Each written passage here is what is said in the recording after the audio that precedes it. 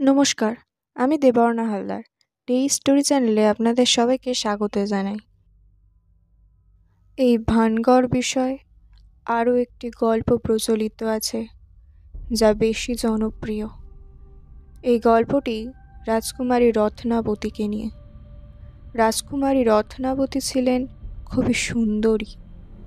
সেই অঞ্চলের এক তান্ত্রিক বাস করতেন। একদিন হঠাৎই রাজকুমারী রত্নাবতীকে তিনি দেখেন এবং তার প্রেমে ডুবে যান। তিনি যে কোনোভাবেই রাজকুমারী রত্নাবতীকে নিজের করে পেতে চেয়েছিলেন, কিন্তু তিনি জানতেন যে এমনি তিনি তাকে পাবেন না।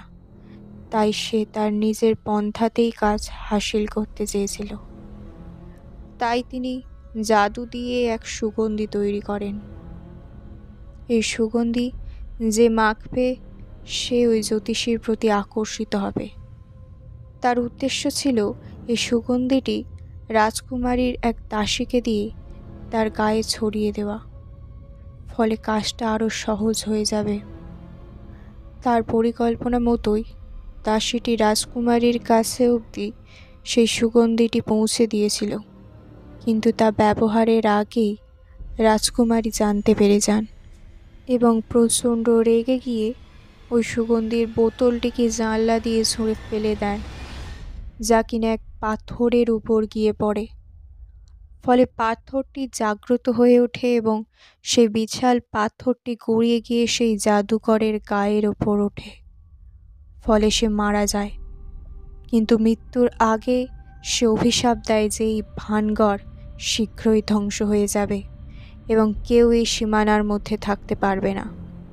এরই কিছু সময় পর এক বাহিনীর আক্রমণে দুর্গে রাজকুমারী রত্নাবতী সহ এলাকার সকলেই মারা যায়।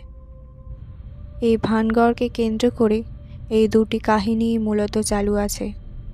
এখানে যাওয়া অনেক পর্যটকরা দাবি করেছেন তারা নাকি এই দুর্গের দেওয়ালে অনেক অলৌকিক কার্যকলাপ দেখতে পেয়েছেন। আবার কেউ কেউ রাজস্থানের গরম ও আর্দ্র আবহাওয়া সত্ত্বেও তাপমাত্রার হঠাৎ হ্রাস অনুভব করেছেন। অনেকেই আবার কালো শাড়ি পরিহিত কোনো এক মহিলাকে দেখেছেন, যিনি দুর্গের চত্বরে ঘুরে বেড়াচ্ছেন বলে জানা যায়। কেউ কেউ দুর্গের পরিত্যক্ত বিল্ডিং থেকে আসা পায়ের শব্দ, ফিসফিস এবং চিৎকারের মতন অদ্ভুত শব্দও শুনতে পেয়েছেন। সংশয় থাকার সত্ত্বেও ভানগড় দুর্গের ভুতুড়ে খ্যাতি বিপুল সংখ্যক দর্শকের আকর্ষণ করে চলেছে।